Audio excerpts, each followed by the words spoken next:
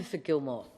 Thank you, Deputy Speaker. Well, I'm proud to have this opportunity to talk about the real work we're doing to support local people in my electorate of Gilmore on the New South Wales South Coast to help ease the cost of living. The Liberals might like to talk about cost of living, but the truth is they have consistently and shamefully opposed every cost of living relief measure that we've implemented. We know that people are doing it tough, and that's why I'm glad that Labor's tax cuts on 1 July this year will deliver a bigger tax cut for Middle Australia to help with the cost of living. 87% of taxpayers in Gilmore will receive a bigger tax cut under the Albanese government. We want Australians to earn more and keep more of what they earn, and our bigger tax cuts for more taxpayers will help make that happen. The Liberals want to take our tax cuts away. They want Australians to work longer for less.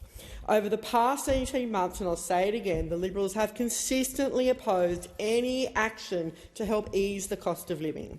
The Leader of the Opposition and his Liberals are all negative with zero plan. On coming to government, we capped coal and gas prices and provided targeted energy bill relief, with eligible households receiving $500 towards their energy bills and small businesses $650. Just last week, the Australian Energy Regulator was clear that our energy price relief plan and pumping more renewables into the grid has been successful in bringing down wholesale prices, substantially lowering costs for households, including through the default market offer. It's up to the Leader of the Opposition and his Liberals to explain why the Liberals voted against easing power prices for Australians and businesses. Instead, with the Liberals, you get their expensive nuclear fairy tale, which would mean looking at 15 years at least with no nuclear in the grid and power stations shutting down because they're too old to operate, a recipe for disaster. And where will the Liberals build one of the nuclear power stations? Jervis Bay? As I said in my maiden speech, I will never accept a nuclear power station at Jervis Bay. Deputy Speaker, we've made medicines cheaper. 12,814 60-day prescriptions were dispensed for people with chronic illnesses in my electorate between 1 September and 31 December last year. That was just the first stage of medicines released under this policy, which cut the costs of those medicines in half, again opposed by the Liberals. A further 119,075 scripts in Gilmore were dispensed last year at our cheaper co-payment rate per script. This has saved local people more than $1.6 million just on the cost of medicines under the Albanese government because we reduced the co-payment. We tripled bulk billing incentives for the most common GP consultations for pensioners, Commonwealth concession card holders and children under 16. In the first 2 months of this change, bulk billing rates in my electorate increased by 4.3%.